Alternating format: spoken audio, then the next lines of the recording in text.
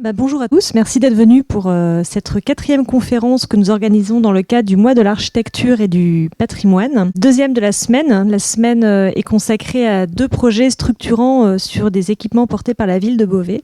Mardi, nous avions le plaisir de présenter le projet autour de la réhabilitation de la piscine Tournesol Bélier.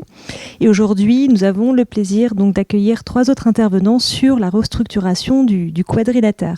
Je ne vais pas forcément en dire plus de mon côté, je vais laisser la parole à Lucie Aubauer, la directrice du quadrilatère, qui a le plaisir d'organiser cette conférence aujourd'hui. Merci Marie, merci beaucoup. Bonjour à tous, bienvenue. Je vois que parmi vous, il y a nos collègues de l'architecture. Je suis très ravie que vous soyez là, les collègues de l'archéologie également, du patrimoine bâti, et évidemment mon équipe et notre public. Donc merci à tous. Je voulais vous souhaiter la bienvenue. Je excuse notre élue, Madame Corinne Fourcin, adjointe au maire en charge de la culture, qui aurait évidemment aimé être là et vous dire quelques mots d'introduction. Donc je vais aussi me faire le relais de ces quelques mots.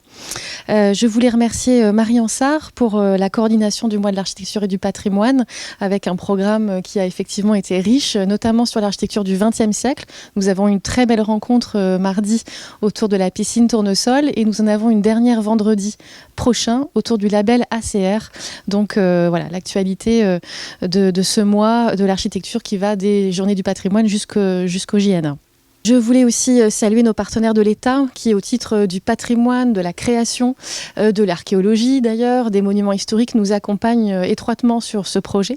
Donc je les salue également, nos partenaires de la région Hauts-de-France et puis du département. Alors, je vais faire une rapide introduction. Je vais présenter évidemment nos intervenants, que je remercie chaleureusement d'être ici. Nous avons avec nous Nathalie Simoneau. Je vais vous la présenter tout à l'heure plus en détail. Donc, François Chatillon, architecte du projet. Merci beaucoup de votre présence. Et puis, Richard Klein, collègue de Docomomo, nous le sommes. Et puis, voilà, très important dans les Hauts-de-France, puisque Richard intervient à Lille et sur l'ensemble du patrimoine national 20e, mais en particulier des Hauts-de-France. Donc merci beaucoup pour votre présence. Rapidement, je vais juste recontextualiser le projet dont on va parler, puisque nous allons parler du quadrilatère. Alors d'ailleurs, tout à l'heure, on me demandait pourquoi est-ce qu'on l'appelle le quadrilatère, puisque c'est vrai que c'est un nom qui n'est pas celui d'origine. C'était la Galerie nationale de tapisserie de Beauvais, impulsé par Malraux, un projet qui vient renouer avec l'histoire de notre ville. La ville de Beauvais est intimement liée à l'histoire du textile, de l'art tissé, des draperies, mais aussi des manufactures royales qui arrivent ici, impulsées par Colbert et qui marquent évidemment l'histoire de la ville. Après la Seconde Guerre mondiale et les incendies, les bombardements qui ont évidemment défiguré cette ville ancienne qui était celle de Beauvais et a permis d'avoir un nouveau visage aujourd'hui, disparaissent les manufactures et donc Beauvais réclame le fait de ramener l'art tissé, ramener la manufacture à Beauvais.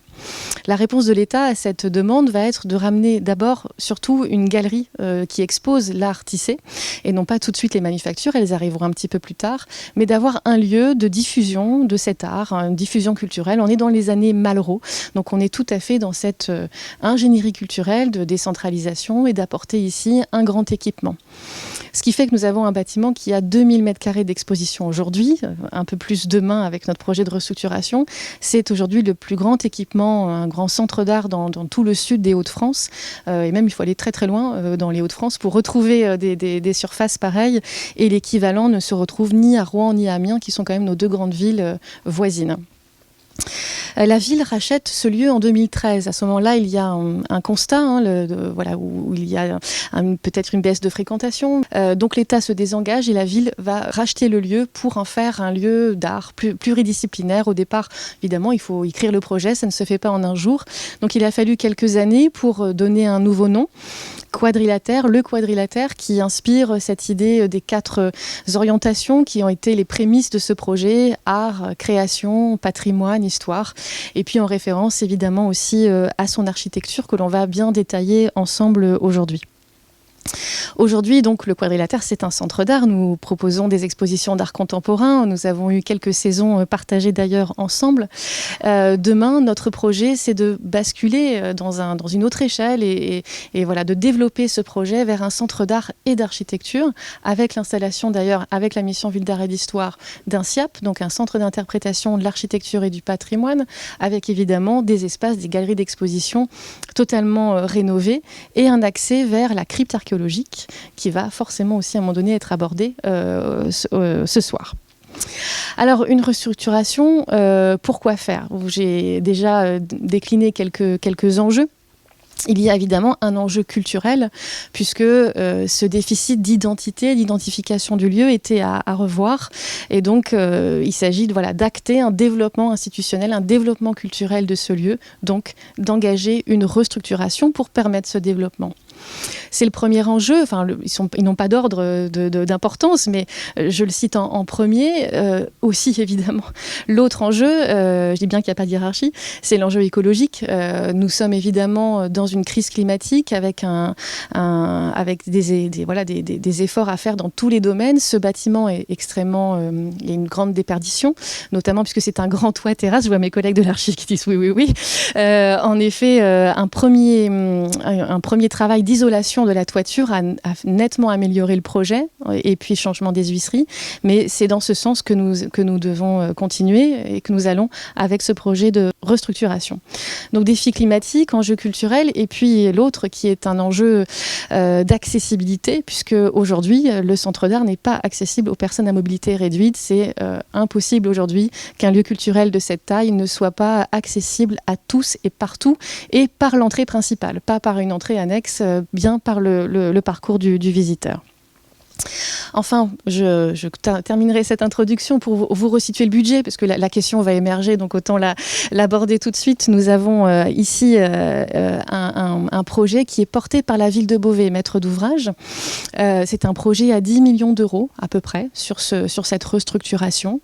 Ce projet est possible évidemment avec l'aide de l'État dans le cadre du plan de relance. Donc ça, c'est un partenaire incontournable avec la région Hauts-de-France et puis le département également, et d'autres aides, je ne peux pas toutes les citer ce soir, mais qui viennent conforter le projet. Le reste à charge de la ville est à peu près de 30% sur cette somme.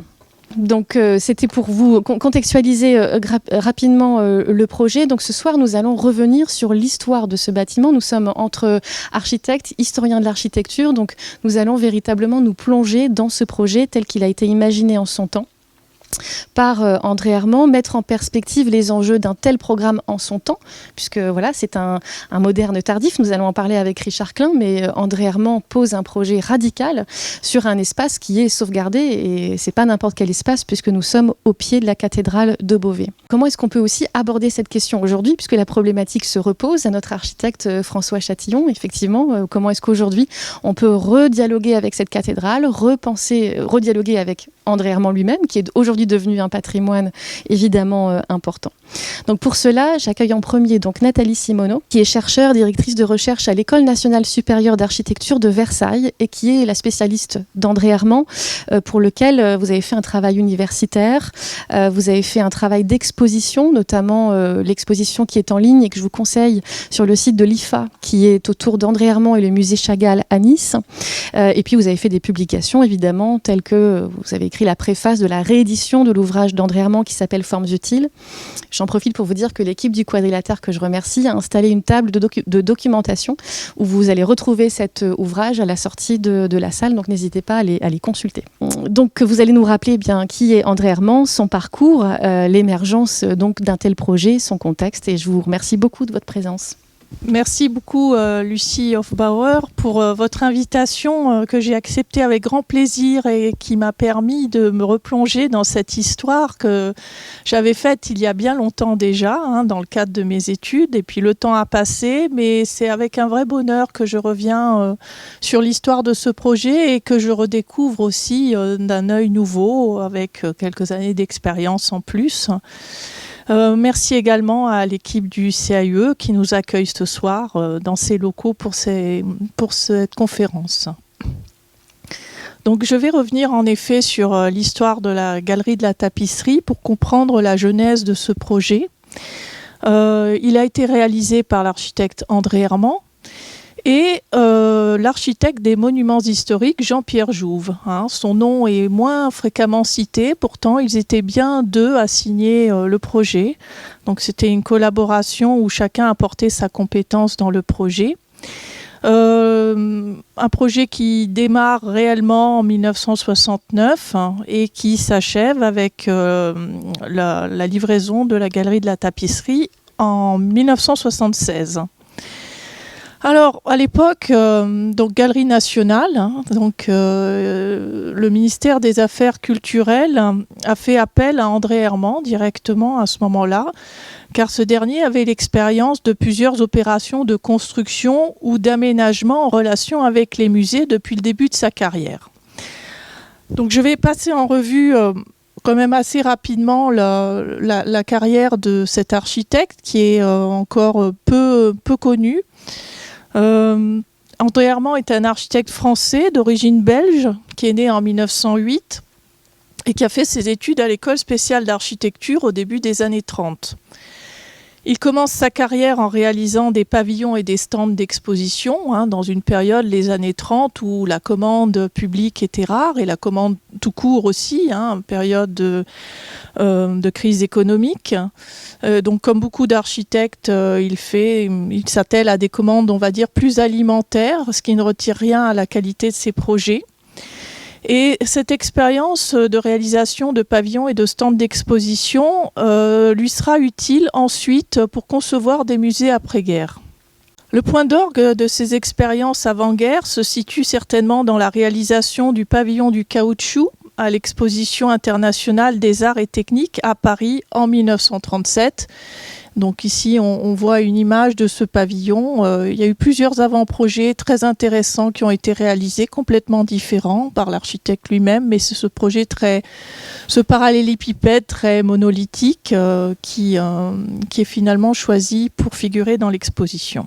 Alors, dans l'aménagement de stands d'exposition, stands et pavillons, l'architecte doit penser le projet dans sa globalité. Même lorsqu'on est sur une petite échelle. C'est-à-dire penser la visibilité du stand au milieu d'une foire, qui en comprend de nombreux autres, ou au milieu d'une exposition de ce type. Imaginer la signalétique, l'éclairage, la circulation autour ou dans le stand ou le pavillon. En somme, des éléments que l'on retrouve lorsqu'il s'agit de concevoir l'architecture d'un musée. Après-guerre, André Herman est engagé dans l'équipe d'Auguste Perret à la reconstruction du Havre. Il est tantôt architecte d'opération, tantôt architecte chef de groupe de plusieurs îlots du centre-ville, notamment celui de la Porte Océane qui donne sur la façade maritime à l'ouest de la ville. Donc, que l'on voit ici, il s'agit de cet ensemble à 2 bâtiments bas et 2 immeubles tours qui ouvrent sur le large. Il réalise par ailleurs des opérations de logement ici et là. Alors ça va aussi bien de la maison individuelle pour des particuliers qu'à des ensembles de logements collectifs, des cités d'habitation. Et notamment la cité expérimentale des Ruisselets à Beauvais que j'ai choisie exprès compte tenu de l'intervention de ce soir. Cité qui est issue d'un concours expérimental visant à tester des procédés de construction dans le cadre d'un concours organisé en 1947 par le ministère de la Reconstruction et de l'Urbanisme. 26 pavillons sont réalisés à partir d'une construction avec des éléments standardisés permettant un montage rapide sur place avec l'usage du procédé Inotro. Alors je ne vais pas entrer dans les détails de ce procédé technique, mais qui était nouveau à l'époque. Parallèlement, André Herman reçoit aussi des commandes pour la réalisation de groupes scolaires, de maisons individuelles, j'en ai parlé, et pour des projets d'aménagement urbain. Parallèlement à son activité de maître d'œuvre, André Herman s'engage dans une activité théorique importante activité qu'il mène depuis les années 30, où il était membre du comité de rédaction de la revue L'Architecture d'aujourd'hui, une revue bien connue des architectes avant-gardistes de ces années, fondée en 1930.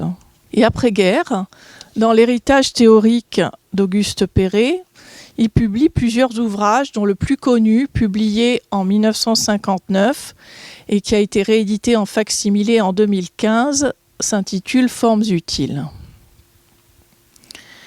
Alors venons-en au musée. L'activité d'André Herman après-guerre est surtout marquée par son engagement dans les musées.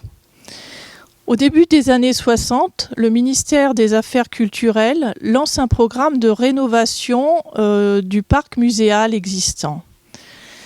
Herman est engagé à la direction des musées de France comme architecte conseil et réalise des missions pour l'inspection générale des musées classés et contrôlés, en donnant des recommandations pour la rénovation ou le réaménagement de plusieurs musées en France. Mais il est également engagé dans une activité de maître d'œuvre, puisqu'il est sollicité en 1961 pour réaménager le musée du Petit Palais à Avignon, puis quelques mois plus tard pour celui du musée des Antiquités nationales à Saint-Germain-en-Laye, tout en acceptant officieusement au même moment la commande à venir du musée Marc Chagall à Nice. Donc, au tout début des années 60, Herman se voit confier de gros projets qu'il mène de front, tous, et dans le cadre de rénovation et de construction de musées. Un défi à relever pour lui, qui est celui de s'engager sur la voie de la modernisation de l'institution muséale et par conséquent de ses bâtiments. Alors il faut rappeler l'objectif des musées depuis les années 20 en France mais également en Europe et souligner l'action de l'Office international des musées, l'OIM. Selon Jacques Soustel, qui était sous-directeur du musée de l'Homme durant l'entre-deux-guerres, il faut faire, je le cite, du musée à la fois un centre de recherche et un instrument de culture populaire.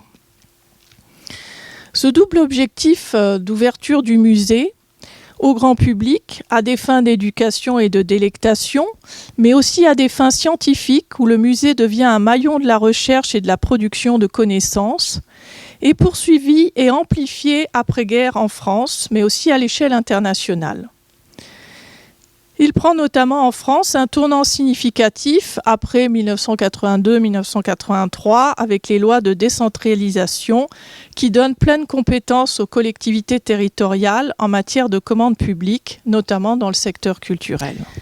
Mais revenons-en aux années qui nous intéressent, ces années 60-70, avec ici le projet que réalise André Herman pour le musée du Petit Palais à Avignon, où l'enjeu était ici de réunir la collection Campana, qui était alors dispersée dans plusieurs musées, dans un musée thématique consacré aux primitifs italiens, en cohérence avec la politique de regroupement thématique des collections menée par l'Inspection générale des musées classés et contrôlés. L'objectif de cette inspection, dans ces années-là, était, pour reprendre des termes de Michel Laclotte, ancien directeur du musée du Louvre, éviter de faire des petits Louvres un peu partout en France, mais avoir des musées thématiques autour de collections qui sont en général dispersées dans plusieurs musées. Alors c'est un projet qui n'est pas signé d'Herman pour une histoire un peu... Alors ça on entre dans l'histoire des projets menés par Herman qui sont complexes, mais le projet est signé d'un architecte qui s'appelle Alain Richard. Mais toutes les études en fait ont été réalisées par Herman, donc une esquisse à gauche et la réalisation finale, vous voyez qu'il y a des fortes ressemblances, c'est-à-dire que lorsqu'Alain Richard est intervenu, le projet était quasiment finalisé et il a repris donc les principes muséographiques qui avaient été pensés par André Herman.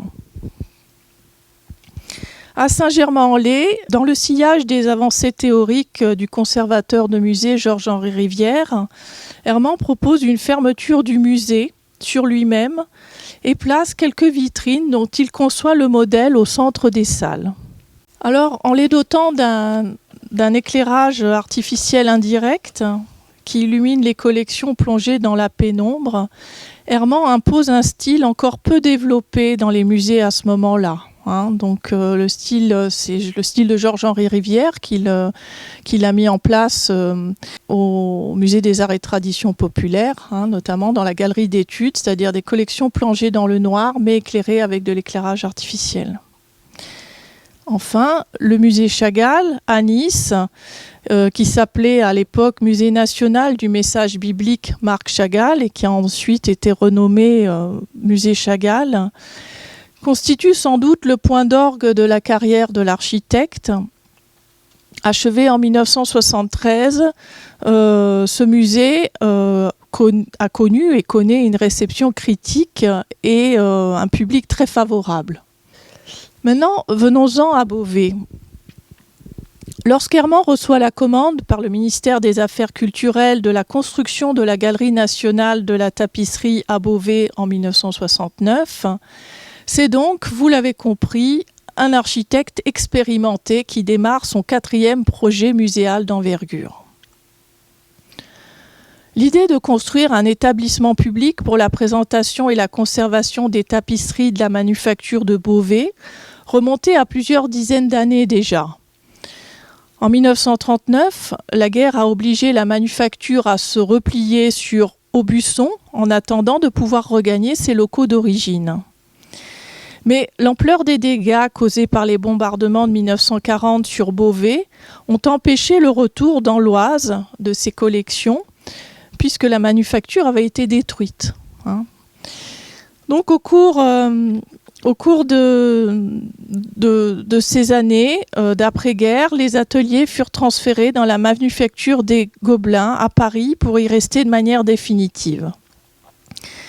Et en 1966, l'idée de construire une galerie a été proposée et un architecte, Lafont, fut désigné par le ministère pour sa réalisation. L'avant-projet qu'il proposa fut pourtant jugé insatisfaisant sans que j'en connaisse les raisons.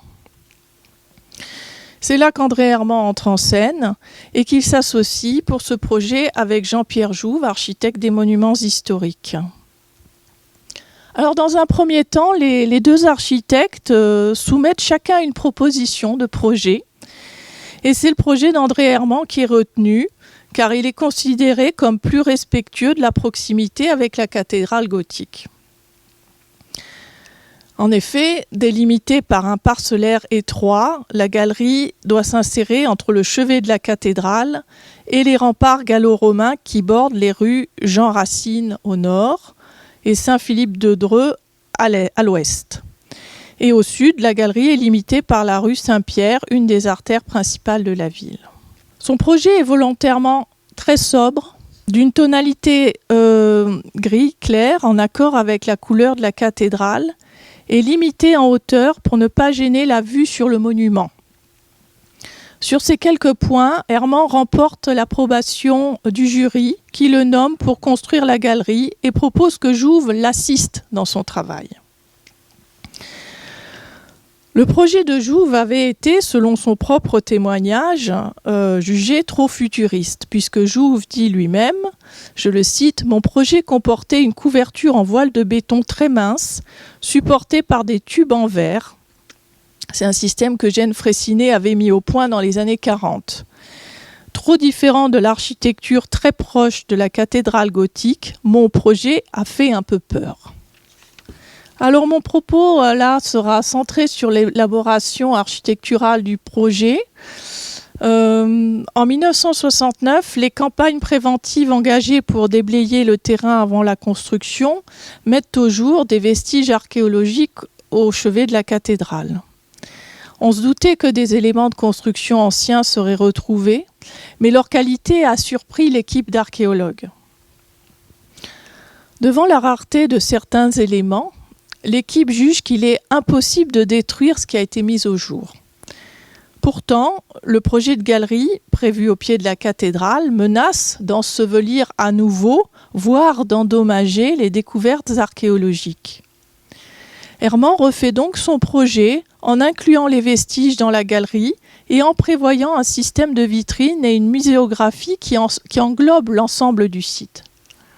Voilà ici donc une vue de l'une des maquettes qui a été réalisée pour ce projet, où Herman dit l'ensemble devrait, il écrit à Jean-Pierre Jouve à ce moment-là, il dit l'ensemble devrait, je pense, créer une sorte de cloître ouvert, tout entier tourné vers la cathédrale par une façade en paravent.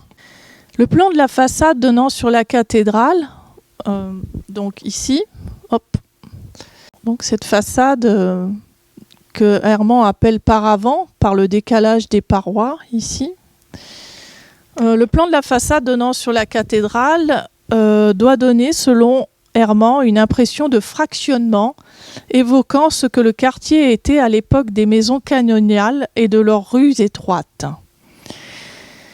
Le décalage des pans vitrés est une reprise de celui de la façade nord du musée Chagall à Nice, même si dans ce cas il s'agit d'une alternance entre mur et ouverture. Enfin, pardon, dans le cas du musée Chagall, là on est sur une paroi, une façade entièrement vitrée, alors qu'à Nice il y a une alternance entre des parois pleines et des parois vitrées.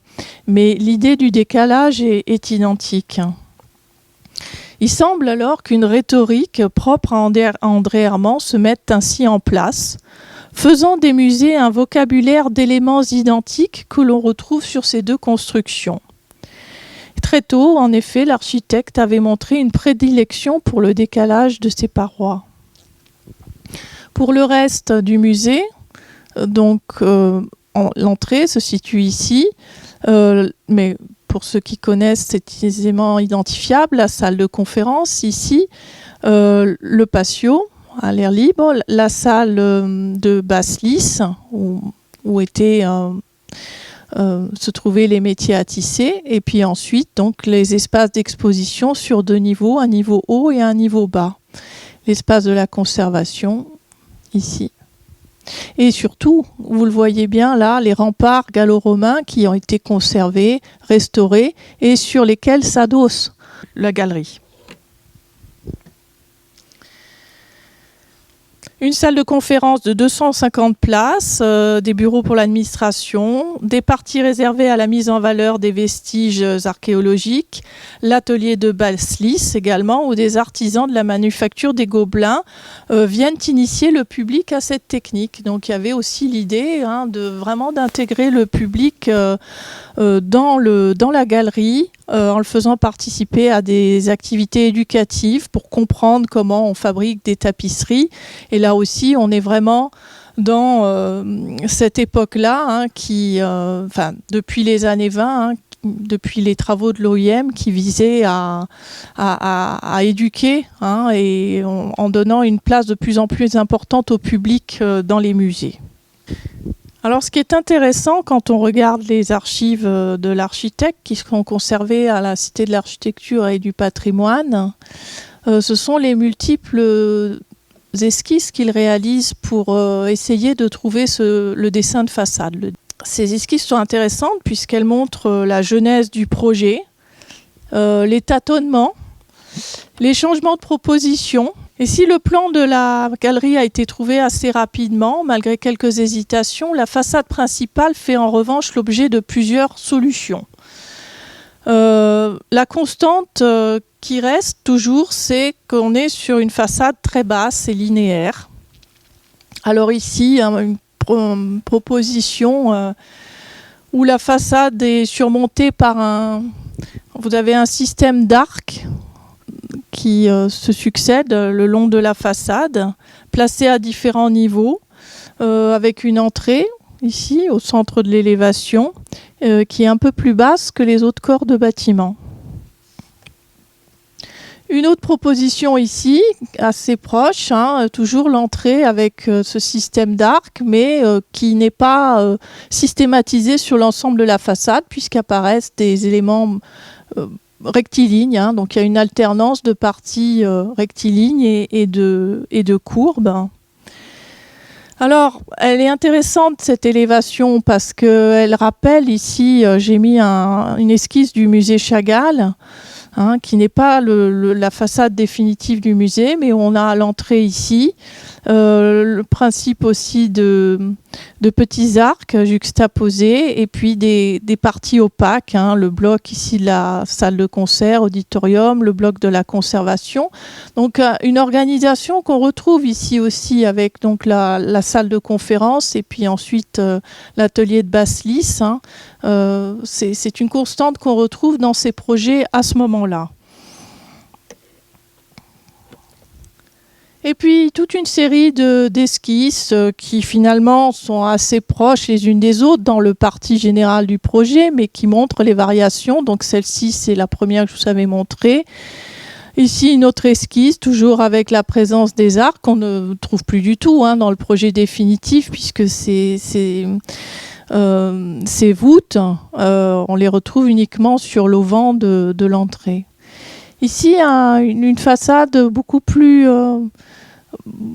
très différente en fait des projets, enfin des propositions précédentes, qui montrent que l'architecte a opté pour un parti plus rectiligne en délaissant le système des arcs, à l'exception de la partie placée au centre ici, et qu'on retrouve dans le projet définitif. Et surtout, on voit apparaître dans son projet des fines ouvertures verticales, ici, qui laissent entrer la lumière et qui, dans le projet définitif, en fait, se retrouvent ici. Mais voilà, il y a des éléments là qui se mettent en place et qui vont rester sur le projet final. Et enfin, encore une autre proposition beaucoup plus rectiligne. Les arcs ont complètement disparu et on est là sur une alternance entre des parties pleines et des parties vitrées. Le refus d'Herman d'utiliser la pierre en façade, à proximité de la cathédrale gothique, le conduit à choisir un revêtement de plaques de béton émaillées par souci de discrétion. Le choix de ce revêtement a fait l'objet de nombreuses hésitations de la part de l'architecte. Les devis descriptifs du projet, que l'on retrouve dans les archives, montrent d'abord la préférence pour des carreaux, pour un parement avec des carreaux de terre cuite, puis des dalles de pierre reconstituées et enfin des dalles de béton émaillé.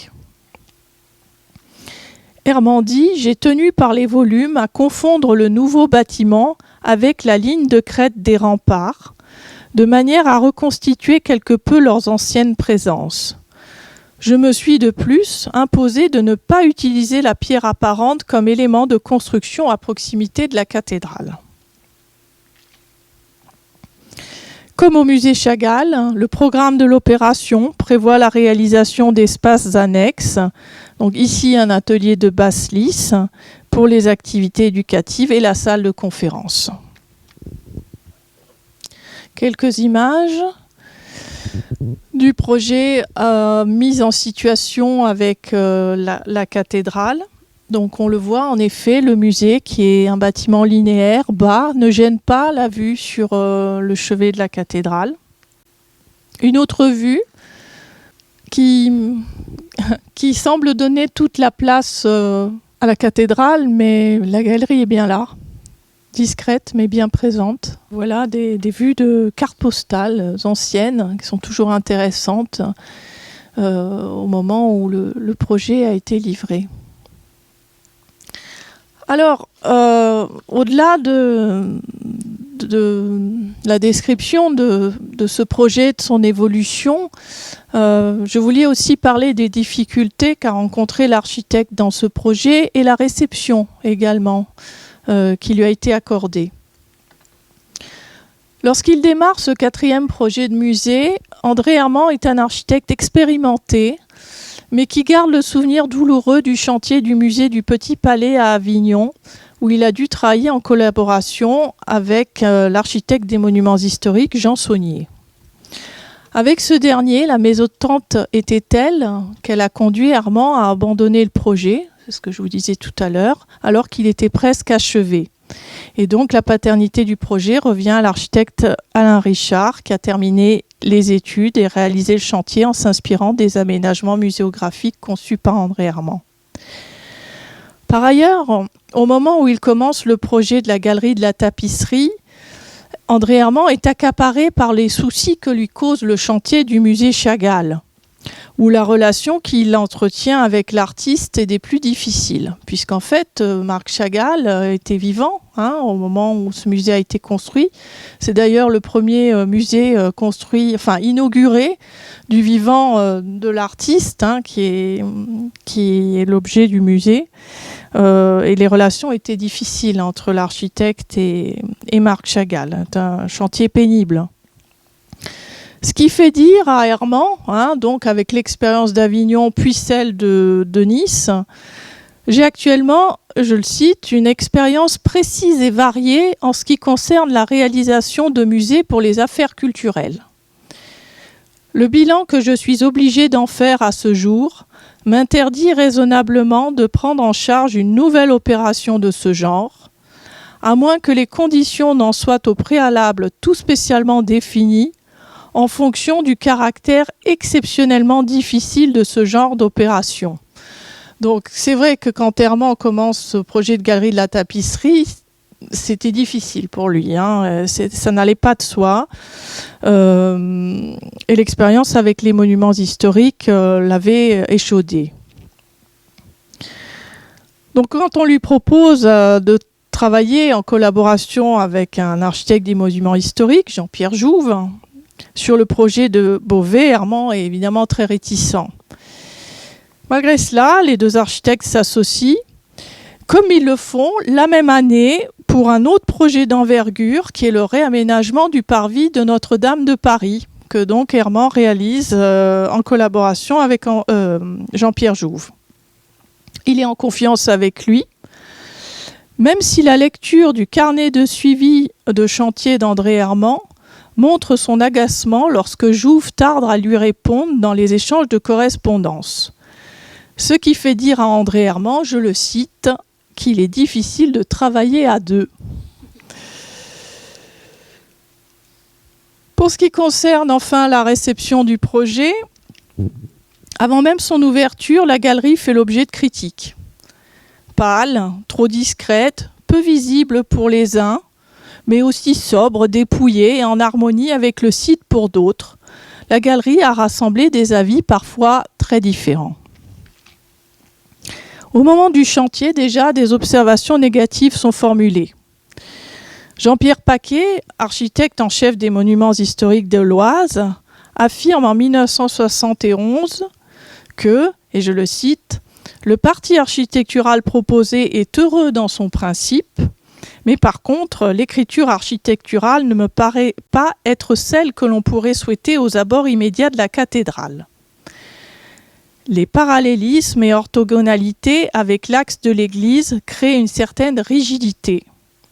Il y a une sorte de modestie qui est peut-être voulue, mais la majesté du monument s'accorde mal de trop de timidité. » Herman relate dans son carnet de bord que lors d'une réunion de chantier organisée un an plus tard, le 12 juin 1972, et à laquelle Herman et Jouve n'avaient pas pu participer, les représentants des monuments historiques auraient déclaré que le projet était médiocre. La remarque est modérée 2 jours plus tard, lors d'une nouvelle réunion de chantier, où les architectes des monuments historiques auraient surtout fait part de leur regret de voir construit à cet endroit quoi que ce soit. Certains s'accordent pour dire que la façade de la rue Saint-Pierre est un peu triste. Lorsque la galerie est en voie d'achèvement, Herman émet la même réserve à l'égard de son projet qu'il jugeait insatisfaisant selon son épouse, que j'avais interrogée lorsque je travaillais sur Herman. Paul Chemetov, architecte, qui a été l'élève d'André Herman, dit « Cette galerie témoigne d'un savoir-faire architectural et d'une justesse dans le choix des matériaux. Cependant, il y a des distorsions dans les proportions et des intersections de poutres sans signification. » Enfin, selon Jean Gingère, alors administrateur civil du ministère de la Culture et qui avait connu Herman à la direction de l'architecture, Herman s'est senti, dès le départ, écrasé par la tâche qui lui avait été confiée. La proximité de la cathédrale aurait freiné ses velléités et l'aurait empêché de proposer des solutions plus audacieuses. Et puis, il y a ce problème de la lumière récurrent dans les œuvres d'Herman, mais pas que. On sait bien que la lumière naturelle et le musée font pas forcément bon ménage. Et Herman, avec cette façade en paravent au chevet de la cathédrale, entièrement vitrée, choisit la lumière naturelle pour les tapisseries, qui sont évidemment des œuvres fragiles. Et comme il s'est passé à Beauvais la même chose qui s'est passé à Nice, c'est que la lumière naturelle a été obstruée très rapidement. On a baissé les stores, ce qui fait qu'on a empêché la vue sur la cathédrale. Donc tout ce projet de relation visuelle, de lien visuel entre le chevet de la cathédrale et la galerie ne fonctionnait pas pour des questions d'usage et de protection des collections. Pour la même raison, donc, au musée niçois, la lumière naturelle est devenue l'ennemi des collections. Donc cette réalisation, ce projet qui possède d'indéniables qualités d'aménagement intérieur et de qualités architecturales, la visite aujourd'hui à laquelle Lucie nous a conviés a montré combien ce projet recelait de nombreuses qualités architecturales. Cette réalisation ne connut pas, à l'inverse du musée niçois, la consécration attendue et elle est souvent perçue comme secondaire dans la carrière de l'architecte. Merci pour votre attention. Merci beaucoup Nathalie, merci beaucoup pour cette présentation. On aurait envie de vous écouter des heures sur André Herman. Je vais demander du coup à François Chatillon de venir se rapprocher de nous. On continuera la discussion, je pense après, pour ouvrir sur les différentes questions qu'on aimerait vous poser. Donc François Chatillon est notre architecte maître d'œuvre du projet. Architecte ACMH avec une agence aujourd'hui de plus de 40 collaborateurs. Vous avez reçu le prix Docomomo, j'en parle puisque nous avons le président de Docomomo avec nous ce soir, pour les projets de réhabilitation en 2021. Les projets qui me viennent en tête, c'est la halle du Boulingrin à Reims. Alors ça, le prix, c'était pour l'appartement, effectivement, de Le Corbusier. Alors, chez Le Corbusier, vous étiez déjà allé, puisque vous avez fait l'opération pour la Cité du Refuge. Je parlais des Halles du Boulingrin. Et puis, évidemment, vous êtes très occupé avec le Grand Palais. Bravo pour ce projet. Et puis, vous avez livré, il y a maintenant 2 ans, le musée Carnavalet, avec le même groupement que nous avons ici à Beauvais, une équipe d'architectes, de scénographes, muséographes et de paysagistes. Merci de votre présence.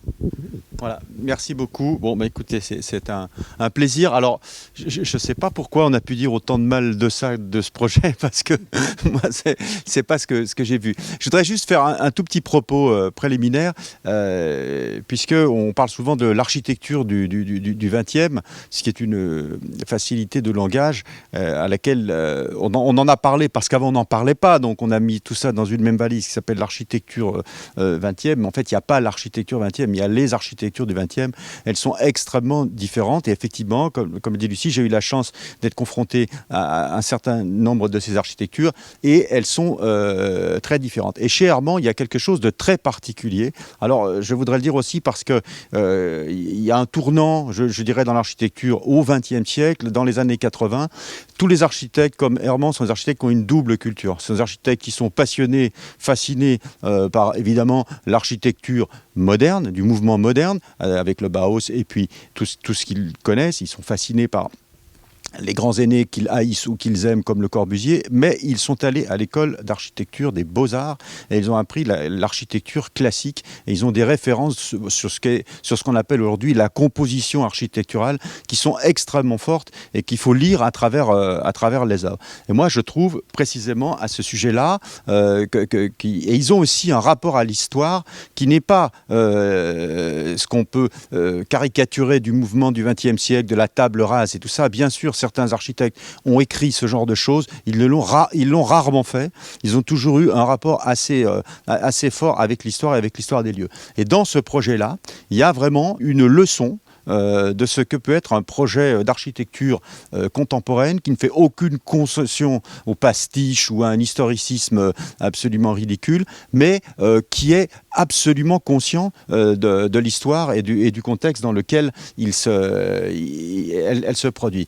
Alors, cette architecture, moi j'étais venu étudiant à l'école de Chaillot visiter les combles de Beauvais et le musée, je ne l'ai pas vu. Alors, je me dis, mince, quand je suis venu, je ne l'ai pas vu. Et en fait, c'est déjà un très bon point parce que je ne l'ai pas vu. Et c'était déjà la première gageure de faire quelque chose au pied du chevet de la cathédrale. Alors, on dit l'immeuble n'est pas haut, mais vous voyez dans les proportions, le bâtiment lui-même, il est guère plus haut que le socle du chevet. C'est-à-dire qu'il ne vient absolument pas en contradiction avec ce qui fait l'architecture gothique, c'est évidemment la transparence, les verres, les verrières. Alors, on peut le lire ici. On a quelque chose qui appartient à la terre. Cette architecture appartient plus au site qu'à n'importe quel objet architectural. Donc c'est plutôt le sol qui se soulève, je dirais, qu'autre chose dans cette architecture. Et ce sol se soulève évidemment aussi par rapport aux vestiges, on va voir à côté. On le revoit ici, je remontre cette ligne de fuite.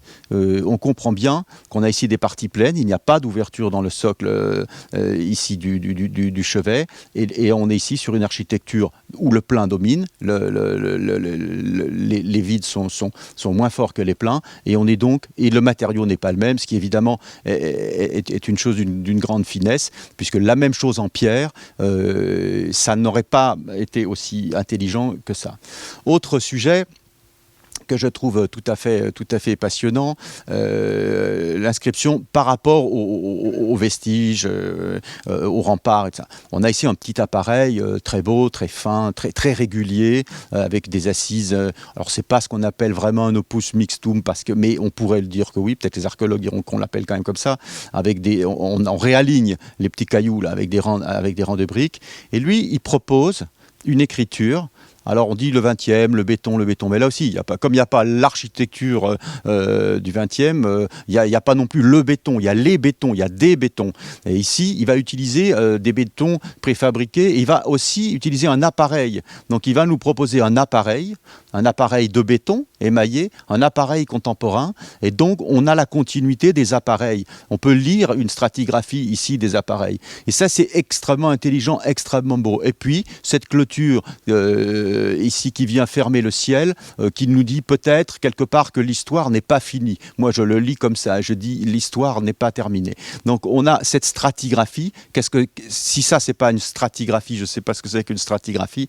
On voit les strates, et il vient rajouter une strate, et sa strate, elle est claire, elle est intelligente pertinente par rapport au site, et ça, je trouve que c'est parfaitement réussi. Même si c'est pas la description qu'on a en le voyant, on se dit pas tiens, il a fait un appareil. N'empêche que si ça marche, c'est parce qu'il a fait ce rapport d'écriture extrêmement fin à des petits modules et on voit ici évidemment, vous le comprenez et tout le monde le comprend, ce retrait, c'est-à-dire le vide qu'il crée entre la muraille et le bâtiment. Tout ça est d'une très très grande intelligence et surtout d'une grande poésie.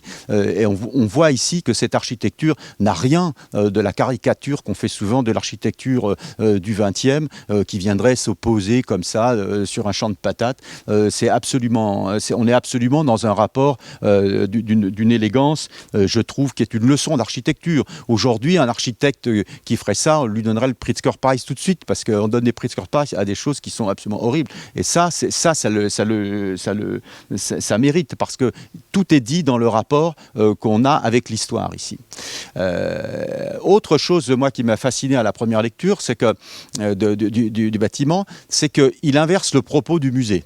C'est-à-dire qu'en fait, c'est nous qui sommes dans la vitrine. Et c'est nous qui regardons les objets autour. C'est pour ça que même si, du point de vue de l'usage, ça pose des problèmes, mais il n'est pas le seul. La question de l'éclairage naturel dans les musées, c'est un poncif. Tous les musées ont fermé la lumière. Vous avez un bâtiment contemporain auquel d'ailleurs on pourrait faire allusion en regardant l'architecture ici d'Hermans, c'est la fondation Mecht ou la fondation Miro de José Luis Sert, qui est tout à fait contemporaine à ça. Moi j'ai connu la fondation Miro, où c'est toute cette lumière indirecte, magnifique, qui fait absolument pas de mal au tableau de Miro, était encore visible dans les années 90. Vous y allez aujourd'hui, c'est la boîte noire. C'est tout fermé, il n'y a plus de lumière, il n'y a plus rien. Donc c'est la négation de l'architecture au nom d'une préservation des œuvres toujours très mal comprise. Parce que si c'est pour aller voir les œuvres dans le noir, moi je préfère acheter un catalogue, c'est mieux. Bon, bref, ce rapport-là, entre l'intérieur et l'extérieur, cette inversion du rapport, je trouve aussi que c'est quelque chose d'une grande puissance. Puisque je peux être dedans et regarder l'objet de la vitrine qui est dehors, mais je peux être dehors et regarder l'objet de la vitrine qui est dedans. Donc, est-ce que c'est vraiment une clôture? Est-ce qu'on est en train de séparer les choses? Ou est-ce que cette façade n'est pas en train de réunir les choses? Et je pense que c'est une façade qui réunit les choses. Et là, il y a vraiment quelque chose d'une grande puissance architecturale et qui, moi, je trouve rare dans les écritures. De la même façon, la mise en scène des vestiges entretient l'ambiguïté entre ce qui est à l'intérieur et à l'extérieur. On ne sait jamais si on est dedans et si on est dehors, ou si on est dehors et qu'on regarde du dedans. La chose est toujours inversée. Donc, il n'y a aucune monotonie, alors que c'est des systèmes sériels. On a ici dans de la musique répétitive, on a un élément préfabriqué, on le décline. Donc, on pourrait dire c'est ennuyeux. Non, c'est pas ennuyeux. C'est pas ennuyeux parce qu'on arrive à chaque fois avoir des points de vue sur ceux qui sont différents, alors que le système lui-même est extrêmement simple. C'est des poteaux, des voûtes préfabriquées, des murs en béton émaillé, rien de plus simple. Même ça, je trouve qu'il y a un rapport à la coupe stratigraphique archéologique qui est tout à fait saisissant, amusant. Là, on est un ver de terre, on a le droit d'aller voir dans la couche de stratigraphie, et c'est une pièce du musée. C'est un tableau contemporain. Voilà, on aurait pu acheter ça, une fortune à un artiste, et il était déjà là. Voilà, donc un petit peu, j'ai dit ça, pardon, je veux revenir sur les images en arrière, c'est comme ça? Oui, là. Il y a une image que je n'ai pas remise, mais j'aurais dû la remettre, parce que j'ai vu, vous avez montré les vitrines dans le Saint-Germain-en-Laye, les vitrines qui sont décalées comme ça. Or, il le fait à l'extérieur. Il fait exactement la même chose à l'extérieur. Il fait ce jeu de décalage des vitrines qui, à chaque fois, vous donne une vision différente. Alors, comment on intervient, parce que je ne vais pas prendre beaucoup de temps, puis je crois qu'il y a des choses à dire, puis j'ai dit l'essentiel, en réalité, de ce que j'ai perçu, moi, de ce musée, et qui me fait penser que c'est une œuvre tout à fait intéressante, sur laquelle il faut aussi amener les étudiants d'architecture pour leur dire, voilà comment on peut gérer le rapport de l'histoire, de l'architecture, entre une création qui ne fait aucune concession passéiste à un quelconque vocabulaire de quoi que ce soit, de clin d'œil ou je ne sais trop quoi, qui est un bâtiment totalement dans son époque, et qui est un bâtiment qui vient s'ajouter aux autres, qui ne vient pas les nier, qui vient les mettre en valeur. Alors, il y avait aussi cette question qui a été sujet de beaucoup de discussions avec les services de l'État, et à juste titre, parce que c'est un espace très compliqué entre les deux. Parce que autant le rapport de l'intérieur, il est clair, autant le rapport extérieur est compliqué pour une question d'usage. Et on voit ici une des propositions qui est assez simple, et c'est celle qui va être mise en œuvre, qui requalifie un petit peu les espaces, mais qui nous a pris beaucoup de temps dans le projet. Voici quelques éléments très simples de visualisation de ces rapports, pour que l'entre-deux soit aussi, évidemment, c'était une des données, Lucie y tenait beaucoup, que l'entre-deux ne soit pas un délaissé, mais soit un espace extrêmement vivant pour l'ensemble des habitants. Je vais peut-être commencer par la fin, c'est-à-dire par le plan. Comment on intervient là? J'ai voulu mettre ce plan très simple qui explique grosso modo les interventions. C'est ce qui est en rouge. Alors, outre certaines interventions très techniques, ça c'est les locaux techniques et de logistique qui sont à l'arrière, c'est pour correspondre au programme. Vous voyez qu'on a pratiquement aucune intervention dans les salles d'exposition. On a ici la création d'un ascenseur dans le vide de l'escalier. Voilà, c'est simple. Ici, on redistribue distribue les bureaux pour correspondre aux usages et aux besoins du programme. Ça, c'est l'insertion de l'accessibilité handicapée des sièges pour les personnes à mobilité réduite, donc c'est rien de compliqué. Là, c'est un peu plus fort. On recrée des rampes pour permettre l'accès sur cette ancienne lisse basse qui était là, qui devient un point important du musée, c'est-à-dire le petit coin cafétéria, bistrot, qui est très important, on le sait, dans la vie des musées, puisque ça prolonge toujours la visite et ça permet. Et puis, il y avait un problème, et on a mis nos efforts plutôt là-dessus. Et là, on a fait une vraie intervention tout à fait volontaire, un projet clair et net, qui était dans la disposition de l'escalier qu'avait dessiné Herman, qui était une disposition très complexe. Il y avait énormément de demi-niveaux, une impossibilité quasi insurmontable de conserver cet escalier et de permettre l'accessibilité. Donc là, il y a chez nous on ne refuse pas le projet. Ça veut dire qu'on regarde l'objet, on dit qu'est-ce qui est important, qu'est-ce qui a le plus de valeur, et on a considéré que par rapport au plus qu'on pouvait apporter d'usage sur ce nœud qui, évidemment, raccorde les niveaux entre eux, il n'y avait pas d'autre solution que de faire une proposition architecturale sans copier Herman, sans rien du tout. C'est ce qu'on voit ici, c'est cette proposition. C'est mes équipes qui ont fait ça, et c'est même mon fils, Simon, architecte, qui a dessiné cette proposition tout à fait contemporaine. Il y a absolument aucune référence à Herman. On ne voulait pas qu'il y en ait. C'est un objet tout à fait contemporain, unique, à un seul endroit, qui permet de mettre en relation l'ensemble des niveaux qui étaient très mal mis en relation dans le projet initial. Mais pour le reste, on ne va pas s'amuser à déguiser les espaces d'Herman en autre chose qu'ils ne sont. Et autre élément, quelque chose qui nous a pris énormément de temps, c'est que les questions il y a des tirants qui existent, hein. Les questions de distribution électrique, c'était très compliqué.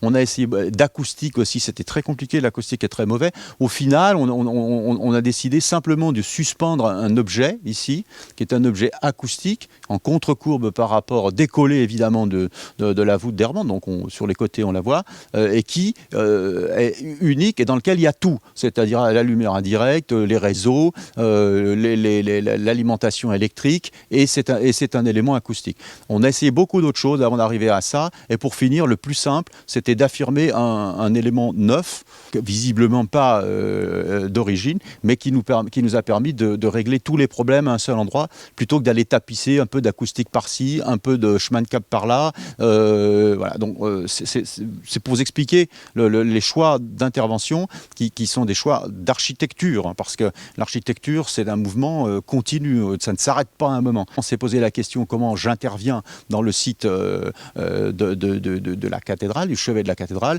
On s'est posé la question comment nous, on intervient dans le site du projet d'Herman. Et ce n'est pas en refusant l'architecture qu'on arrive à intervenir de façon pertinente, c'est en admettant l'architecture, mais en faisant des choix stratégiques. Il faut choisir les endroits où on intervient et le faire, je l'espère, avec le plus de délicatesse possible. Donc je m'étais promis d'être court. Voici quelques images. On voit ce même escalier qui est à la fois un escalier, une rampe et la création de l'ascenseur qui était un des enjeux majeurs. Et ici on retrouve une grande transparence dans le patio. On se permet aussi de réouvrir le mur du fond du patio pour connecter avec jusqu'au fond du bâtiment. Et c'est vu sur le jardin qui est un lieu extraordinaire. Mais on conserve les pierres, on conserve beaucoup de choses. Voilà, j'ai été court. Je pense que Richard va dire beaucoup de choses maintenant. Merci beaucoup François Chatillon pour cette présentation. On pourra aussi prolonger les discussions selon vos questions. Donc j'appelle maintenant Monsieur Richard Klein, président de Docomomo, architecte et directeur de recherche à l'école d'architecture de Lille. Vous êtes toujours président de Docomomo. Oui. Alors vous avez une actualité pour parler de celle-ci, c'est que vous avez travaillé donc de manière très suivie sur le patrimoine 20e, les patrimoines 20e, c'est très vrai, des Hauts-de-France. Et avec le CAUE de l'Oise qui nous accueille aujourd'hui, vous allez présenter bientôt une exposition. Est-ce que vous pourrez juste nous en dire deux mots ? Oui, il y a une exposition qui va être accueillie ici qui s'appelle Modèle Innovation et Label ACR. parce qu'en fait, on a travaillé sur des logements sociaux, donc des logements collectifs, d'une politique qui a été un peu décriée d'ailleurs en son temps, qui était la politique des modèles.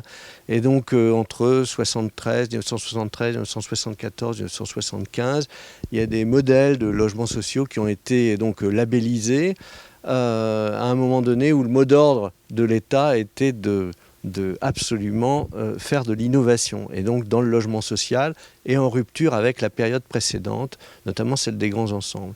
Et donc c'est une période charnière qui correspond exactement à la période où s'est construit le musée, donc c'est pour ça que j'en dirai un mot aussi. Et en fait, voilà, il se trouve que nous avons, sur 85 opérations qui étaient dans les Hauts-de-France, choisi une vingtaine d'opérations qui nous semblaient mériter ce label ACR, Architecture contemporaine remarquable, qui remplace d'une certaine manière l'ancien label Patrimoine 20e. Voilà.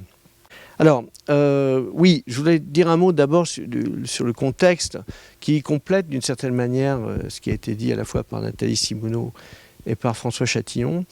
Parce que le contexte d'élaboration et de construction du musée, et notamment la période pendant laquelle il s'édifie, à mon avis, a beaucoup d'importance sur notamment sa réception et la manière dont il a été finalement peu publié, peu considéré d'une certaine manière. D'abord, et je me suis servi pour ça, c'est assez amusant, amusant et triste, c'est de l'hommage finalement qui était paru dans la revue Technique et Architecture à la mort d'André Herman en 1978. Et en fait, cet hommage, eh bien, il y a quelques architectes connus qui ont rendu hommage à André Herman d'une manière différente. Il y a à la fois ce qu'on pourrait appeler des modernes de la première génération, Georges-Henri Pingusson par exemple, donc l'auteur de l'Attitude 43, qui fait partie peut-être des bâtiments les plus connus du moment moderne en France, mais aussi, je le précise, c'est pas un hasard, l'auteur aussi d'une œuvre remarquable, presque au chevet d'une cathédrale non moins remarquable, puisqu'il s'agit du monument des déportés sur l'île de la Cité, qui est quand même aussi une œuvre sur laquelle il y aurait beaucoup à dire du point de vue de sa relation avec les édifices anciens. Autre architecte qui rend hommage à Herman, c'est André Le Donné.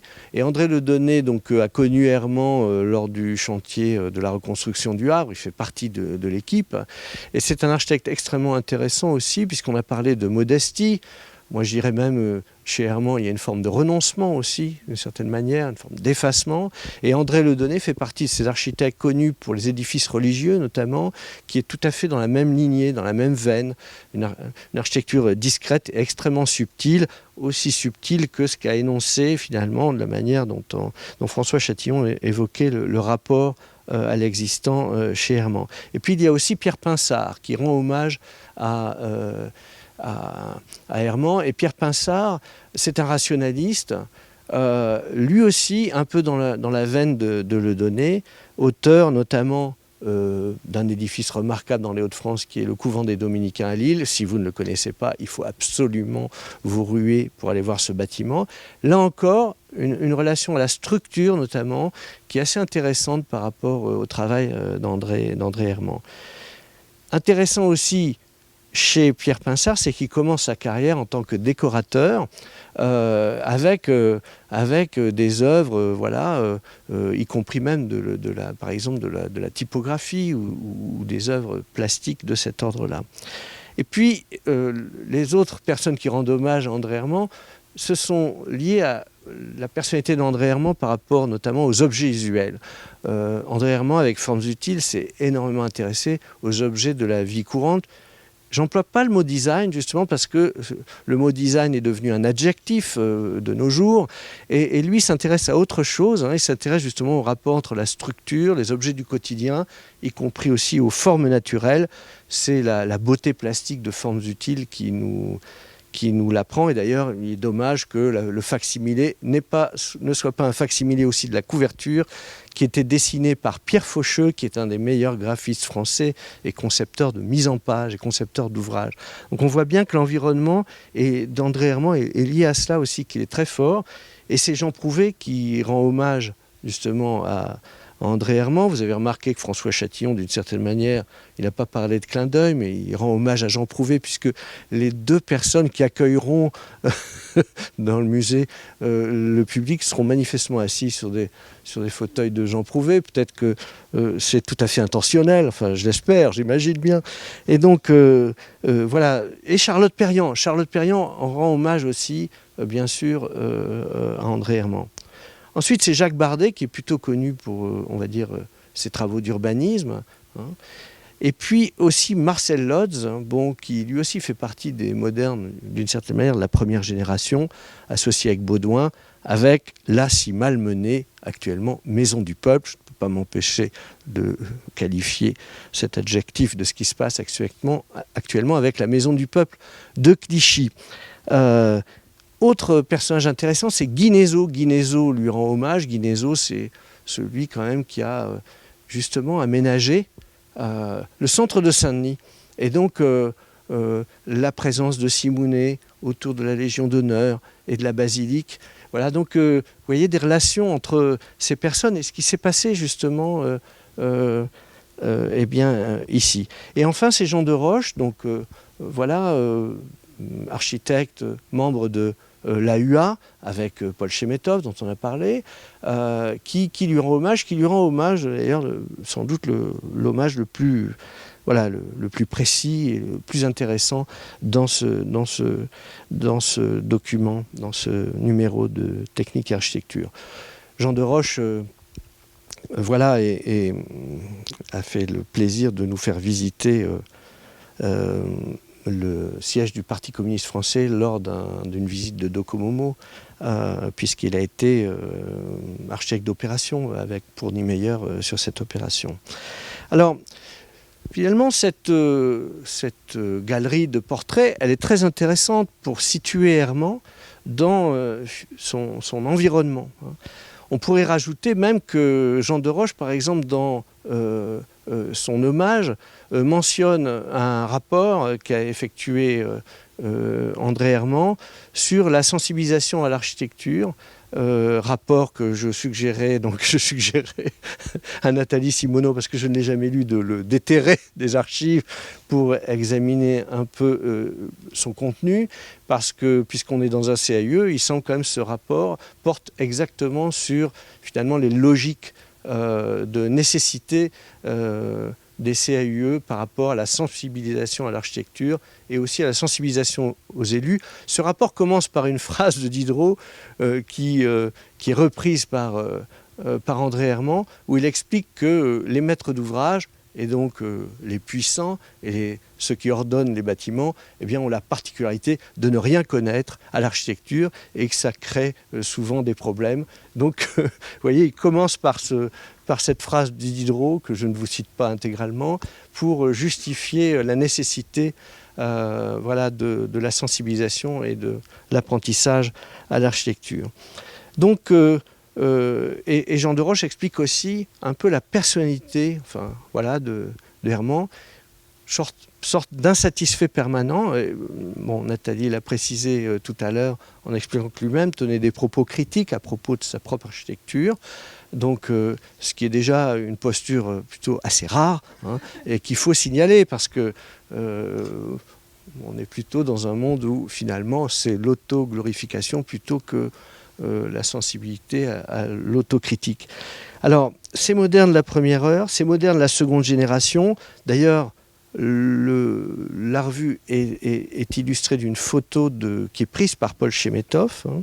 Et je rappelle, et je reviens à cette période charnière, c'est que plusieurs de ces auteurs-là vont finalement, dans les années 70, et un peu plus tard, plus exactement, évoquer au travers d'une exposition qui aura pour thème la modernité, projet inachevé, dans une période où justement ils sont attaqués littéralement par la révision du moderne, hein. Et puis surtout, je dirais, les critiques de plus en plus fortes. Donc ce sont des années charnières, et on y trouve à la fois les derniers modernes, des années 70, ceux qui ont fait les modèles d'innovation, et une nouvelle génération qui, quand même, affiche cette filiation. C'est le cas de l'AUA, c'est le cas de Chemetov, c'est le cas de Jean de Roche, qui sont bien sûr beaucoup plus jeunes. Et en même temps, des années difficiles, parce que c'est le postmodernisme qui s'annonce. Je rappelle que les années justement 75 sont des années de critiques extrêmement virulentes après les années 70, le début des années 70, de tout ce qui a été la modernité en matière de logement collectif, par exemple, et que ça a des effets sur cette génération-là. Donc, ça me semble très important de signaler cela. C'est le petit point que je voulais faire, qui permet de comprendre aussi dans quel contexte est élaboré le musée, et, on va dire, la discrétion, voilà, par rapport aux publications du musée, et aussi le fait que la discrétion, plus un architecte relativement discret, fait qu'effectivement c'est un bâtiment pas très connu, mais que, je voudrais rassurer François, nous emmenions nos étudiants assez régulièrement voir, parce que justement il était un très bon exemple de relation à l'existant. Voilà. L'autre point, et c'est peut-être, je vais me permettre plutôt de jouer un rôle dans une première question peut-être d'une table ronde, puisqu'on nous a invités à nous asseoir à trois pour débattre, c'est peut-être de demander justement à l'architecte en chef, j'aime bien poser des questions à ceux qui opèrent sur les bâtiments existants qui ont un intérêt, c'est comment fait-on, voilà, quelle posture adopte-t-on face à un architecte et une architecture qui justement est celle de la modestie et du renoncement. Et voilà, est-ce que ça impose peut-être plus que dans d'autres cas, voilà, une posture différente face à l'existant en fonction de ce que François Chatillon a bien expliqué d'ailleurs, de tout l'intérêt de l'édifice. Voilà. J'aimerais bien qu'on évoque cette question, si c'est possible, pour que je justifie ma présence en tant que président de Docomomo. Oui, alors le problème, c'est que ça ne se pose pas que chez Herman, la question de savoir comment on intervient. Il n'y a évidemment pas de recette. La plupart du temps, on essaye de trouver les solutions dans l'objet lui-même, parce que la plupart du temps, les solutions sont déjà dans le bâtiment. C'est plus une question de lecture que d'imagination. Quelquefois, non. Ici, c'est clair que l'escalier, c'est pas venu du premier coup. Mais l'escalier, au bout d'un moment, on a dit, si on bricole, on va pas y arriver. Voilà. Parce que c'était plus du Herman, c'était du Herman modifié. Donc, des fois, il faut admettre qu'on fait un objet, comme on avait fait au musée Carnavalet avec Snoeta, où on avait des mêmes problèmes d'escalier. C'est souvent, d'ailleurs, autour des escaliers que les problèmes se posent. On a décidé de faire au musée Carnavalet 3 escaliers absolument monumentaux qui n'ont rien à voir avec l'architecture de Carnavalet. Par contre, le reste, il fallait que les gens... quand on intervient là, la question, ce qu'on voudrait, c'est que les gens qui visitent, soit comme moi j'habite à Ferney-Voltaire à côté de la Suisse, alors on dit déçus en bien, c'est-à-dire ils disent mais ça n'a pas changé. Pourquoi vous avez craqué 10 millions, c'est le même qu'avant, et en même temps c'est quelque chose qu'on s'approprie différemment et qui est nouveau, et c'est cet équilibre qu'on n'atteint pas toujours, hein. C'est parce que des fois les contraintes sont, on n'y arrive pas, mais c'est cet équilibre qu'on essaie de chercher. C'est ce que j'ai montré dans le plan, en choisissant les endroits où on opère. Voilà. On ne va pas opérer partout, on ne va pas lifter tout le bâtiment, on ne va pas faire des faux plafonds partout pour mettre de la technique et puis avoir une acoustique formidable. Il y a beaucoup de monuments historiques qu'on retrouve avec des faux plafonds, avec des trous, machin, on dit c'est magnifique, des salles blanches dedans. Donc on essaye de ne pas faire ça. Donc j'espère que les gens vont retrouver tout simplement le musée qu'ils connaissaient, avec un certain nombre de facilités qui n'étaient pas dans le musée et qui créaient des problèmes aussi bien aux visiteurs parce que l'escalier tel qu'il était une vraie rupture aussi dans la visite. Ça se sentait, il fallait choisir si on allait en haut ou si on allait en bas. Alors c'est marrant parce qu'il était insatisfait, je ne sais pas pour quelle raison, mais je pense que s'il y avait une seule chose critiquable dans son projet, de mon point de vue, c'était la façon de relier le haut et le bas qui était rendu très compliqué par parce qu'en même temps qu'il reliait le haut et le bas, il reliait les étages intermédiaires qui n'étaient pas sur les mêmes niveaux, c'est-à-dire l'aile des bureaux, de l'auditorium. Donc là, il y avait un nœud, je trouve, qui n'était pas fluide pour les visiteurs. Voilà. Je ne sais pas si j'ai répondu à la question. L'attitude de modestie, quand on s'occupe des monuments historiques, il faut avoir énormément d'ego, mais absolument pas le montrer.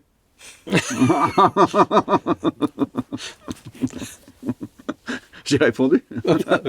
C'est une réponse. Bonsoir. Bon, déjà, merci pour vos interventions. Je voudrais revenir sur les projets de façade du bâtiment. On voit ces voûtes qui reviennent très souvent et qui finalement sont finalement intégrées dans le bâtiment. Comment on peut expliquer en fait cette volonté de vouloir intégrer ce genre de forme architecturale sur le bâtiment? Est-ce que ça peut avoir un rapport justement avec son travail avec son rapport avec la cathédrale, ou est-ce que c'est une forme qui veut développer plus spécifiquement sur le quadri? C'est une forme que l'on retrouve dans plusieurs projets d'André Armand, puisque à Nice aussi, sur le musée Chagall, on retrouve ces arcs, mais qui ne se prolongent pas par des voûtes derrière. C'est différent. À Beauvais, on a effectivement ces voûtes à l'intérieur, qu'on ne retrouve pas au musée niçois, où là, c'est davantage une façade avec un vocabulaire d'arc pour créer une variation dans l'animation de la façade. Donc, est-ce que c'est typiquement beauvaisien en relation avec la cathédrale gothique? Je dirais non, a priori. Je pense qu'à cette époque-là, il y a plusieurs images dans l'histoire de l'architecture, peut-être Richard en parlera beaucoup mieux que moi. Il y a d'abord ce projet de Le Corbusier dans la montagne avec toutes ces petites voûtes, je ne sais plus, comme un... Roc et robe. Exactement. Ça, c'est une image. Il y a la maison Jaoul, il y a la découverte de l'architecture de la voûte catalane, qui n'est pas une découverte. La voûte catalane, on en faisait au XVIIIe siècle. Blondel en parle dans son traité. Il y a un comte qui s'appelle le comte d'Espier qui avait trouvé ce truc extraordinaire. C'est des voûtes très plates avec de la brique mise sur champ, qu'on utilisait d'ailleurs dans les églises au 19e pour faire des voûtes. Et à la maison Jaoul, on revoit ces voûtes. Et en Catalogne, on a évidemment des kilomètres et des kilomètres de voûtins comme ça, extrêmement plats, qui est un peu plus long que le voûtin des planchers parisiens, en poutrelle métallique. Là, on a des voûtins qui font 50, alors que des voûtins 70-80, c'est typique des voûtes catalanes. Et ça, on en retrouve dans beaucoup de projets, et on le retrouve chez José Luis Sert, évidemment. Ça procède presque d'une forme de... je ne veux pas dire néo-régionalisme, mais d'une incise régionale dans l'architecture du mouvement catalan des années qui avait un nom, à Barcelone, ça s'appelait bref, et on le retrouve dans beaucoup de projets. Et évidemment, là, on peut toujours dire que c'est un rapport avec la cathédrale de Vauvauban, mais enfin les voûtes de la cathédrale de Vauvauban n'ont strictement rien à voir avec ça. C'est pas du tout la même géométrie, ça marche pas du tout la même. C'est plutôt à voir dans mon esprit avec ces images-là de l'architecture moderne. Et il n'est pas le seul à faire des voûtes comme ça. Là, il le fait spécialement bien. On a Louis Kahn dans un de ses musées. On a Louis Kahn aussi. Alors, mais là c'est encore autre chose puisqu'elle s'arrête en haut chez Louis Kahn. Il y a la fente de lumière qui est une Moi, j'ai pas d'explication non plus, si ce n'est qu'effectivement, il y a avant et un peu à ce moment-là, il y a cette forme qui existe, y compris dans les musées, et puis chez Armand lui-même, qui est une forme récurrente, mais il y a aussi le fait que, en fait, entre la voûte et les choix qu'il fait du point de vue architectural, il y a une relation extrêmement intéressante, c'est-à-dire que ça lui permet d'avoir, du point de vue de la couverture et du point de vue de la structure, une décomposition qui ne pose pas de problème à l'unité de l'architecture. C'est-à-dire qu'en fait, quand on regarde le musée, quand on regarde d'avion, si je puis dire, eh bien en fait, ça lui permet ces retraits successifs, alors qu'il y a un système unitaire qui est répétitif. Et donc la voûte, elle est très utile pour ça du point de vue architectural, je trouve. Et d'ailleurs, tout à l'heure, on se disait aussi qu'il y a une seule partie qui ne correspond pas à cette répétition de structure, de voûte. C'est la partie qui est justement, qui raccorde les deux orientations différentes en fait de la structure, celle qui est sur la rue et le parvis, et puis celle qui est sur le côté vers le chevet de la cathédrale, qui sont dans deux géométries différentes. Et la partie entre les deux, celle où François Châtillon où on intervient le plus, est la seule qui comporte une toiture terrasse plate, en fait, et qui déroge à... elle relie, en fait, les deux parties différentes. Donc la voûte, à mon avis, elle a une grande utilité dans la relation à l'existant, parce qu'elle lui permet de décomposer, de faire ses retraits successifs, alors qu'un autre système structurel, à mon avis, aurait permis de le faire, mais beaucoup moins bien. Elle oriente l'espace, hein. Ça oriente l'espace est totalement orienté. Faites le même projet avec un plafond plat, l'espace n'est plus orienté. Or là, l'espace est orienté, donc le regard est toujours dirigé vers la cathédrale. Je pense que la voûte elle a cette fonction-là. Alors j'ajoute qu'elle est en préfa. Hein. C'est une voûte préfa, c'est des éléments qui font plus 1 mètre ou 90 sont juxtaposés les uns à côté des autres. C'est un système. Lui, il fait c'est un gros Lego son affaire. Sauf qu'il faut savoir le faire. C'est ça qui est génial. Ça, c'est pour que je rate pas mon train, mais... Juste un mot sur cet espace d'articulation entre l'entrée et l'espace du musée lui-même. Il fonctionne vraiment comme une rotule. Oui, je peux le montrer. C'est-à-dire qu'effectivement, il désaxe le musée de l'axe de l'entrée. C'est là où, il y a une image du dessus où l'intervention est la plus importante actuellement sur le projet. Il me semble que dans ces archives... Ah non, c'est l'image de... Attendez, c'est l'image la première image, je crois. On n'est pas assez haut pour le voir. Oui, non. Nathalie ? Si, on voit... On voit là, oui, on la voit là. Les lanterneaux qui éclairent. Ça, là, là, on est orienté comme ça. On dirige le regard vers la cathédrale de façon très, très, très intelligente. Et puis là, ce bâtiment est totalement orthogonal. Et entre les deux, on a ces petits lanterneaux avec des lumières zénithales. Et c'est une partie assez compliquée du point de vue... Il me semble que dans ses archives, quand il en parle, il dissocie facilement le bâtiment de façade de l'ensemble qui est derrière, non ? Alors, de mémoire, dans les archives, je ne sais plus s'il parle de cette dissociation-là. En tout cas, elle apparaît clairement en plan et dans le fonctionnement de l'édifice. Après, il faudrait revenir sur les archives pour vérifier ça. Après, moi, effectivement, ça commence à dater aussi, mais j'avais vraiment l'impression de cette notion qui parlait d'un bâtiment écran presque en façade, et le reste des espaces d'exposition qui traitaient vraiment d'une manière différente. Sans doute, oui.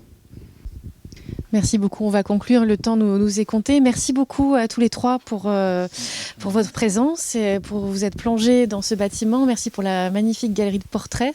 C'est vraiment très éclairant sur l'architecte et le personnage qui était André Hermont. Donc merci à vous trois. J'espère que ce n'est que le début de peut-être d'autres rencontres, d'autres recherches, parce que comme je crois que l'une des conclusions qu'on peut tirer ensemble ce soir, c'est qu'on n'a encore pas assez parlé d'André Hermont et de cette galerie nationale de la tapisserie, qu'on est peut-être en train de reprendre le fil de quelque chose qui mériterait d'être développé. Merci à tous les trois. Il y a à travers lui de tas d'architectes extraordinaires. Je veux juste dire ça, c'est que dans le Grand Palais, on va restaurer aussi la partie des galeries nationales qui avait été faite par Pierre Vivien, alors même qu'il y a 8 ans en commission nationale supérieure, on avait décidé à ma demande de tout démolir. Parce qu'on disait non, il faut retrouver les grands espaces du Grand Palais. Et on allait faire une erreur gravissime.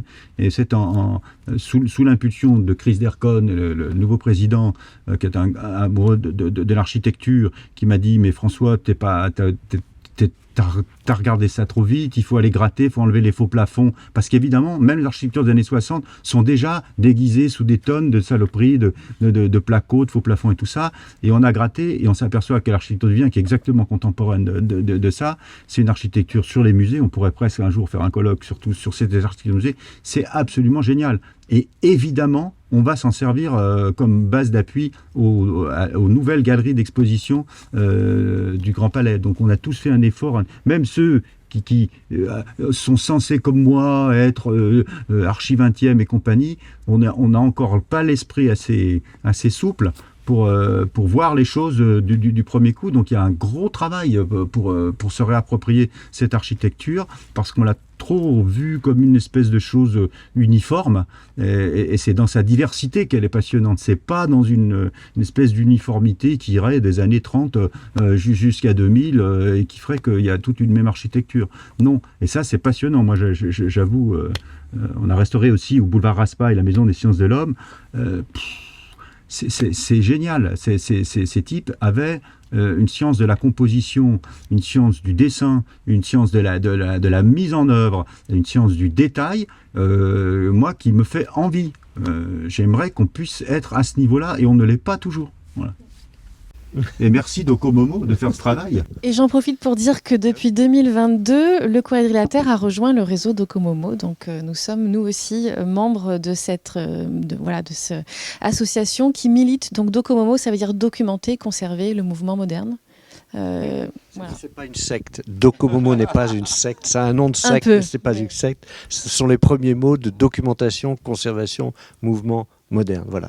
Et comme je ne suis pas tout à fait un bon prosélyte, je n'ai pas rapporté de bulletin d'adhésion, mais la prochaine fois, je le ferai. C'était une perche tendue. Merci à tous. Bonne soirée. Au revoir. Juste pour terminer aussi, j'en profite pour faire la promotion pour l'actualité qui nous animera la semaine prochaine avec les Journées nationales de l'architecture. Justement, c'est dans ce cadre-là que le CAUE accueille l'exposition sur les modèles innovation, et on accueillera aussi notre dernière conférence le vendredi 14 octobre par Caroline Bauer sur les modèles d'innovation et le label Architecture contemporaine remarquable, qui sera suivi de plusieurs visites le week-end, notamment sur le premier édifice beauvaisien qui a reçu le label Architecture contemporaine remarquable dans le quartier Saint-Jean par Andro et Para. Et ensuite, on aura aussi différentes visites qui seront assurées notamment par le Quadrilatère ou aussi par le service archéologique en dialogue avec les architectes du CAUE. Voilà, je vous laisse. Merci.